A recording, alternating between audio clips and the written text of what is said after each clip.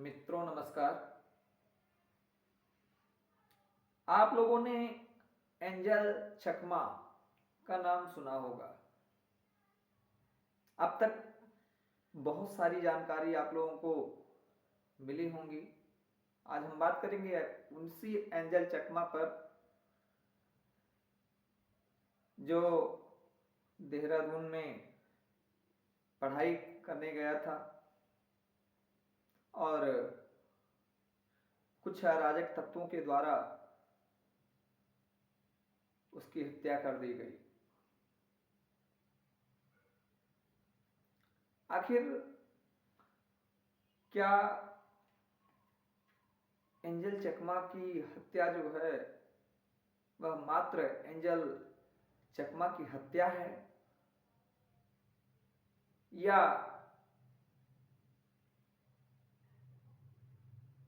और भी कुछ है? एक विचारणीय प्रश्न है। ध्यान देने की बात है कि एंजल चकमा रहने वाला कहाँ का है? त्रिपुरा से आता है। त्रिपुरा भारत का पूर्वोत्तर राज्य है और देहरादून भारत का उत्तरी भाग है। यानी एक छोर से चल करके वह दूसरी छोर पर आता है और वहां उसकी मृत्यु हो जाती है। तमाम साजिशों की चर्चा होती है और ढेर सारी बातें बताई जाती हैं, लेकिन फिर वही बात हम करेंगे कि क्या यह एक मात्र हत्या है या भारत में पूर्वोत्तर के राज्यों के लोगों का भारत के अन्य राज्यों के लोगों से जुड़ाव का ना होना भी है? क्या सभी भारत के वासी पूर्वोत्तर के राज्यों के लोगों को वहां के परिवेश की समझ को आत्मसात नहीं किए हैं या नहीं कर पा रहे हैं? यह भी एक प्रश्न बनता है और बनना भी चाहिए।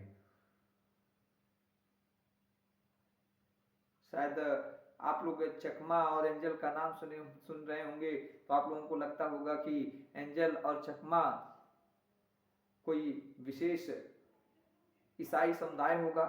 नहीं, ऐसा बिल्कुल भी नहीं है।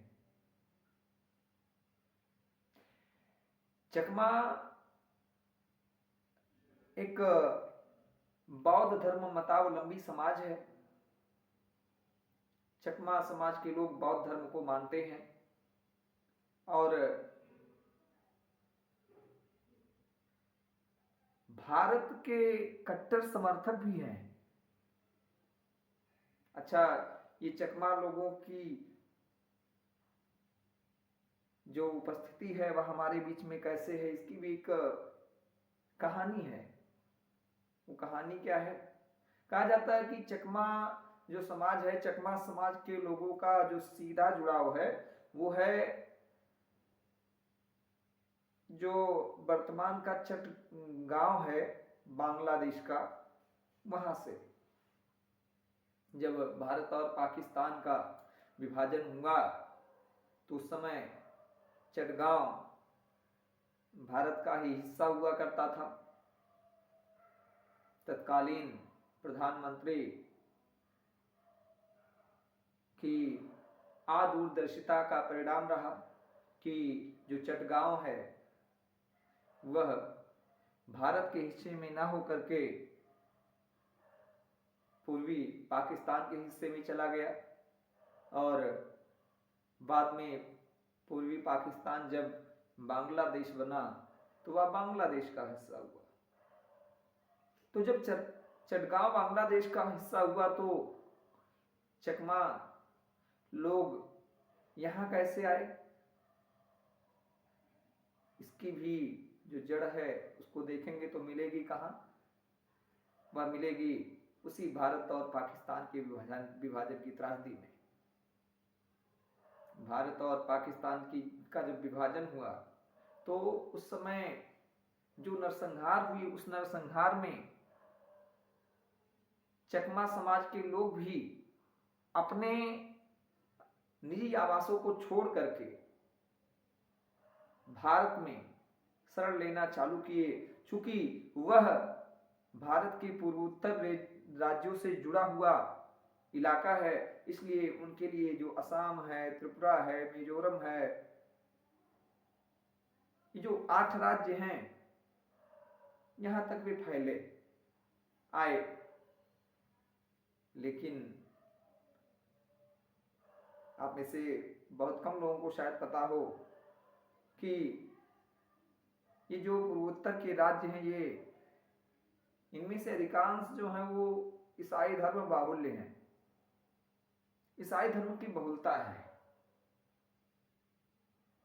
ईसाई धर्म की बहुलता होने के कारण वहां इन लोगों को जो सम्मान मिलना चाहिए, जो अधिकार मिलना चाहिए, वह नहीं मिला। और ये देश के कोने कोने में काम की तलाश में, विद्या की तलाश में बिखरने लगे। अब ये जो एंजल चकमा है, यह चकमा समाज का एक होनहार बालक था और विद्या के माध्यम से वह अपने समाज को कहीं ना कहीं आगे बढ़ाने का विचार रख करके ही देहरादून आया होगा और वहां उसकी हत्या हुई। हम उन सब विषयों पर नहीं जाएंगे। मेरा जो आज का विशेष उद्देश्य है वह यह कि क्या हम जो भारत के लोग हैं, हमारा जुड़ाव पूर्वोत्तर के राज्यों के लोगों से है? हम लोगों में से कितने लोग हैं जो पूर्वोत्तर के बारे में, वहां के तीज के बारे में, वहां के त्योहार के बारे में, वहां संस्कार के बारे में, वहां की भौगोलिक स्थिति के बारे में परिचित हैं? शायद बहुत कम लोग। आखिर क्यों वे हमारे क्षेत्रों में आए? हमें भी तो उनका साथ देना पड़ेगा, जिससे वे हमारे साथ कंधे से कंधा मिला करके चल सकें और हम उनके साथ कंधे से कंधा मिलाकर चलें। ये भारत के प्रत्येक नागरिक की भी जिम्मेदारी है। लेकिन जैसे ही हमारे आसपास परिवेश में कोई नॉर्थ ईस्ट का, उत्तर पूर्व का जो नागरिक है वह आता है, तुरंत ही हम उससे जो एक व्यवहार होना चाहिए, मैंने देखा है, अनुभव किया है कि वैसा नहीं होता है, नहीं मिलता है उसे वह सम्मान, लोगों से उसका वैसा जुड़ाव नहीं रह जाता। तो क्या ऐसा करें कि उससे हमारा जुड़ाव हो सके, वे हमें अपना समझ सके, मैं भी उन्हें अपना समझूं? इसके लिए है कि जिस तरह वे हमारे पास चल करके आते हैं, हमें भी जो हमारे उत्तर पूर्व के राज्य हैं वहां जाना चाहिए, वहां के बारे में जानना चाहिए, वहां की संस्कृति के बारे में जानना चाहिए, वहां की सभ्यता के बारे में जानना चाहिए।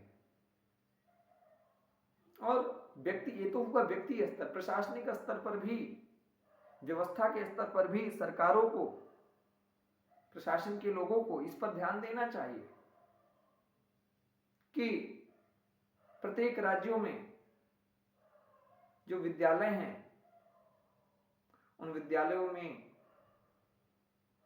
जो पूर्वोत्तर के लोग हैं उनके लिए कुछ विशेष व्यवस्था की जानी चाहिए, उनके लिए आरक्षित सीट होनी चाहिए, उनका एक अलग ही सोसाइटी विकसित किया जाना चाहिए। जब हम ऐसा करेंगे तो शायद वह हमारे साथ एकात्म भाव से रहने में और हम उनके साथ आत्मनिष्ठ होने में तनिक भी संकोच नहीं करेंगे। तो वीडियो हमारी कैसे लगी? यदि आपको अच्छा लगा हो तो सब्सक्राइब करिए, लाइक करिए और अपना प्यार दीजिए कमेंट करके। फिर अगले दिन मिलते हैं किसी अन्य विषय को लेकर के। बहुत बहुत धन्यवाद, बहुत बहुत धन्यवाद, बहुत बहुत धन्यवाद।